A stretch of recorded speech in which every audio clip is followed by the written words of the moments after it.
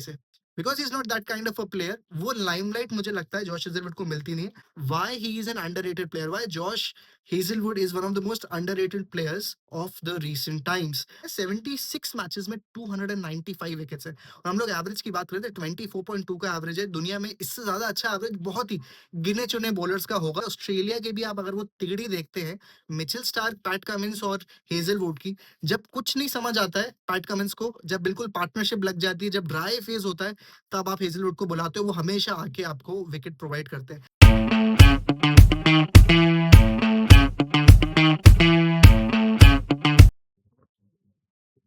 अगर मैं आपसे पूछूं वर्ल्ड में टॉप फास्ट बॉलर्स कौन से हैं, वर्ल्ड में सबसे अच्छे फास्ट बॉलर्स कौन से हैं, आपके दिमाग में कौन कौन से नाम आएंगे? Of course Jasprit Bumrah, Mitchell Starc, Mohammed Shami, Pat Cummins, ये ऐसे नाम होंगे जो शायद आपके टॉप ऑफ द माइंड में रहेंगे।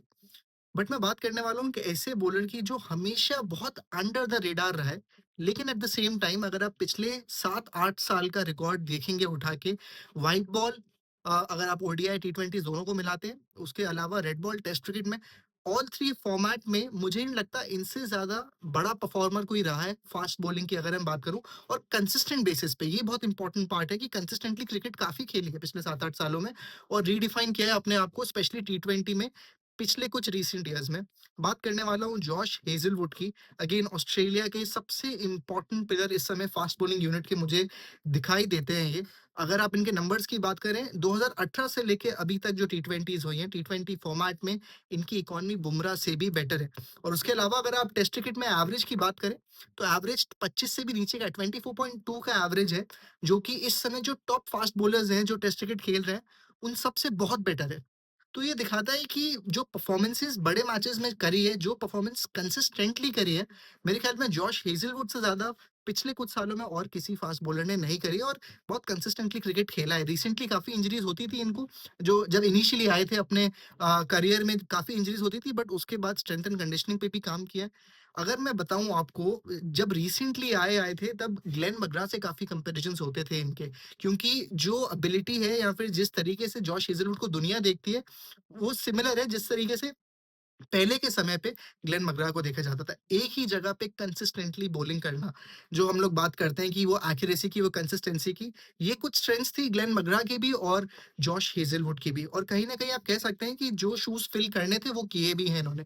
एक बड़ा एडवांटेज जो जॉश हेजलवुड के केस में रहा है, जब जॉश हेजलवुड डेवलप हो रहे थे, जब वो स्टेजेस के थ्रू आ रहे थे, जब इंटरनेशनल क्रिकेट में वो एंटर कर रहे थे, उस समय व्हाइट बॉल क्रिकेट बहुत ज्यादा होती थी। जो चीज ग्लेन मग्रा के टाइम पे मैं कह सकता हूँ कि थोड़ी कंपैरेटिवली कम थी, स्पेशली टी20 का इंक्लूजन जब हेजलवुड आ रहे थे तब आ चुका था। तो मेरे ख्याल में जो ओवरऑल डेवलपमेंट जॉश हेजलवुड का रहा है, वो कहीं ना कहीं कुछ हद तक बेटर रहा है ग्लेन मग्रा से, क्योंकि रेड बॉल के साथ साथ व्हाइट बॉल का डेवलपमेंट भी रहा है। जो हम लोग बात करते हैं टी20 माइंडसेट की, उसको दिमाग में रखते हुए अपने आप को as a fast bowler develop किया इन्होंने। तो मेरे ख्याल में वो एक बहुत बड़ा एडवांटेज रहा है। न्यू साउथ वेल्स के प्लेयर है, और वही मैं बात करूँ ना, जो कंपैरिजंस थे वो परफेक्टली फाइन थे, और उस चीज को बहुत कम लोग होते हैं जो फुलफिल कर पाते। हेजलवुड ऐसे खिलाड़ी थे जो फुलफिल उन्हें कर पाए। अगर आप इनके नंबर्स भी देखेंगे टेस्ट क्रिकेट में, इकॉनमी 3 से कम है, 2.77 की इकॉनमी। और आप पिछले कुछ साल में देखेंगे जो इवोल्यूशन हुआ है क्रिकेट का, बहुत रैपिडली हुआ है। हर 3-4 साल में क्रिकेट चेंज हो रहा है, और स्पेशली रेड बॉल को भी आज जिस पेस में खेला जाता है, उसको ध्यान में रखते हुए अगर आप ध्यान में रखें, इकॉनमी 3 से नीचे रखने के लिए बहुत ज्यादा स्किल चाहिए। मेरे ख्याल में वो एक चीज है जो बहुत अंडर द रेडार है, किसी के ज़हन में नहीं आती है। ऑस्ट्रेलिया के भी आप अगर वो तिगड़ी देखते हैं, मिचेल स्टार्क, पैट कमिंस और हेजलवुड की, जब कुछ नहीं समझ आता है पैट कमिंस को, जब बिल्कुल पार्टनरशिप लग जाती है, जब ड्राई फेज होता है, तब आप हेजलवुड को बुलाते हो, वो हमेशा आके आपको विकेट प्रोवाइड करते हैं। तो मेरे ख्याल में टेस्ट क्रिकेट में तो हमेशा से कोई डाउट था ही नहीं किसी को भी कि हेजलवुड से अच्छा कोई बॉलर है, क्योंकि टेस्ट क्रिकेट की जो फाउंडेशन थी, सबसे ज्यादा नाम हेजलवुड का उसी में बना था। नंबर्स की भी हम बात करें, 76 मैचेस में 295 विकेट्स है, और हम लोग एवरेज की बात करें तो 24.2 का एवरेज है। दुनिया में इससे ज्यादा अच्छा एवरेज बहुत ही गिने चुने बॉलर्स का होगा जो अभी करंटली खेल रहे हैं।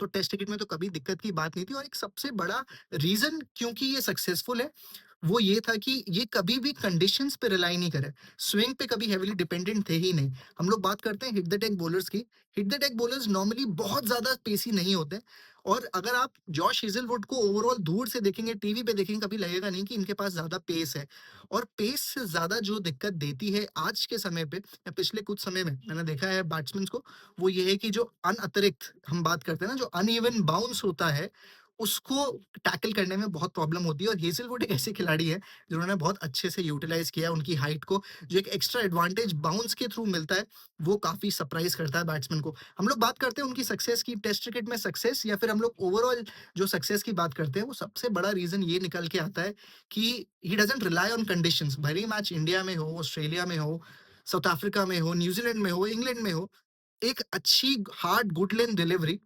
जिसके पास थोड़ा पेस है, जो थोड़ी एक्स्ट्रा बाउंस जनरेट कर सकता है अपनी पेस से, वो हर विकेट पे अच्छी रहेगी। वो हर विकेट पे, हर ओपोनेंट के सामने, हर अच्छे से अच्छे बैट्समैन के आगे एक अच्छी डिलीवरी रहेगी और वही सिंपल प्लान रहता है कि मैं आऊँगा, हार्ड लेंथ पे बॉलिंग करूँगा, जो डिफिकल्ट एरियाज़ है, जो कॉरिडोर ऑफ अनसर्टेनिटी है, वहाँ पे लगातार बॉलिंग करूँगा। बहुत पेशेंस है उनके पास।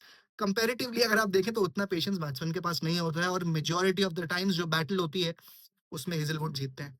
तो मेरे ख़्याल में इसके वजह से रेड बॉल में तो कोई मुकाबला ही नहीं है। बात करते हैं टी20 ट्रांज़िशन की 2019 के बाद, जो उन्होंने ट्रांज़िशन किया, सब लोग को बात करते थे कि हेज़लवुड टी20 कहाँ खेलते हैं, टी20 बॉलर ही नहीं है। ये प्रॉब्लम बुमराह के साथ भी थी।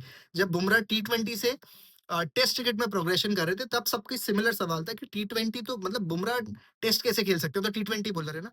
सेम चीज़ वाइस वर्सा हुई थी हेज़लवुड के साथ कि हेज़लवुड टेस्ट टी20 कैसे खेल सकते हैं, ये तो टेस्ट बॉलर है।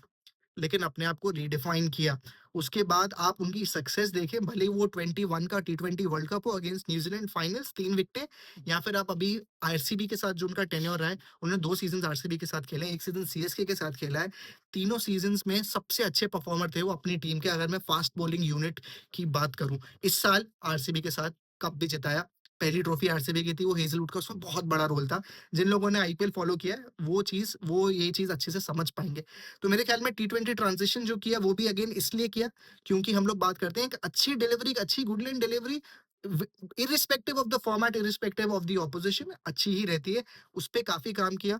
जो चीजें बची कुची थी, जो जरूरत थी टी20 में इवॉल्व करने की, टी20 पेस को पकड़ने की, यॉर्कर्स की मैं बात करूं, चेंज ऑफ पेस डिलीवरीज की बात करें, हम लोग स्लोअर बाउंसर्स की बात करें, वो सारी चीजें इन्होंने अपनी इन्वेंट्री में ले ली, सीख सीख के और प्रैक्टिस कर करके।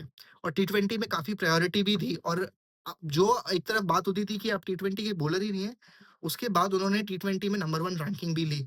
तो मेरे ख्याल में ये चीज़ दिखाता है कि अगर एक अडैप्टेबिलिटी भी कितनी अच्छी है प्लेयर की। कंसिस्टेंसी तो हम लोग बात करते हैं जभी भी जॉश हेज़लवुड की बात होती है, but at the same time adaptability कितनी ज़रूरी होती है इंटरनेशनल क्रिकेट में और जो वो प्लेयर कर पाए, वो कहाँ तक जा सकता है।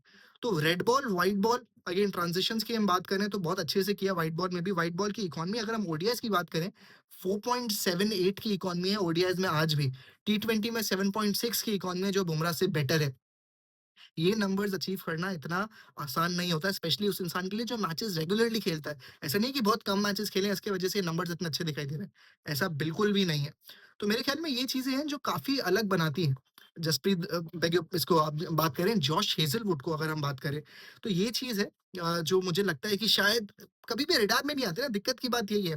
ये टॉपिक ही पूरा चा वीडियो का ये था कि why he is so underrated. Underrated इसलिए क्योंकि he is not into your face, मतलब ऐसा वो बॉलर नहीं है जो आके बॉलिंग करेगा, अगर विकेट नहीं लेता है तो कुछ बैट्समैन को बोले या चिल्लम-चिल्ली करे या अटेंशन ग्रैब करे किसी तरीके से।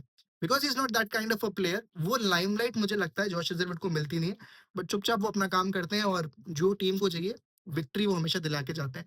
इम्पोर्टेंट रिकॉर्ड्स अगर मैं बस वीडियो को एंड करते हुए बताऊँ, आपको पता चलेगा why he is an underrated player, why Josh Hazlewood is one of the most underrated players of the recent times. अगर हम बात करें उनकी परफॉर्मेंसेस की नॉकआउट्स में, 2010 under 19 world cup against Pakistan 4 for 30 player of the match in the finals.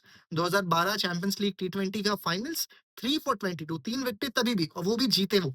उसके बाद 2015 world cup, विकेटें नहीं ली अगेंस्ट न्यूजीलैंड, बट सिर्फ 30 रन दिए 8 ओवर्स में। इकॉनमी 4 से भी नीचे की थी एक वर्ल्ड कप फाइनल में जो ऑस्ट्रेलिया में ही खेला जा रहा था against a strong team like New Zealand. 2021 टी20 वर्ल्ड कप की मैंने ऑलरेडी बात करी। 21 टी20 world cup against New Zealand 2003 for 16 again in the finals और 2023 वर्ल्ड कप अगेंस्ट इंडिया। 2 विकेटें ली, 60 रन दिए ज़रूर, लेकिन 2 बहुत क्रूशियल विकेट्स थी। कंटेक्स्ट की अगर हम बात करें उस हिसाब से। और सबसे इम्पोर्टेंट एक चीज़ और खत्म करते-करते मैं बोलना चाहूँगा, 2025 डब्ल्यूटीसी फाइनल से पहले तक जॉश हेज़लवुड ने जितने फाइनल्स खेले थे, वो सारे फाइनल्स जीते थे। ये इससे बड़ा एक ना रिकॉर्ड एज़ अ बॉलर या एज़ अ मैच विनर आप दे नहीं सकते हैं किसी को। 2025 तक मतलब 15 साल क्रिकेट खेलिए, 2010 से 2015 जो बुक्स पे है, उसमें सिर्फ 2025 में आके डब्ल्यूटीसी फाइनल्स में वो हारे, वो उनकी पहली फाइनल्स की हार बनी। इससे बड़ा टेस्टामेंट मेरे ख्याल में एज़ अ मैच विनर होगा नहीं। तो मेरे ख्याल में ये सब चीज़ें हैं जो जॉश हेज़लवुड को one of the best bowlers बनाती हैं हमारे टाइम का, ऑल 3 फॉर्मेट का। तो अगेन अगर आगे चल के कोई बात करता है आपसे जो पूछता है कि यार one of the best bowlers या आप बेस्ट बॉलर वर्ल्ड में किसको रखेंगे? ऑब्वियसली नाम बहुत हैं, जसप्रीत बुमराह हमेशा उस लिस्ट में रहेंगे, स्टार्क हमेशा उस लिस्ट में रहेंगे, बट जॉश हेज़लवुड का नाम ज़रूर याद रखिएगा।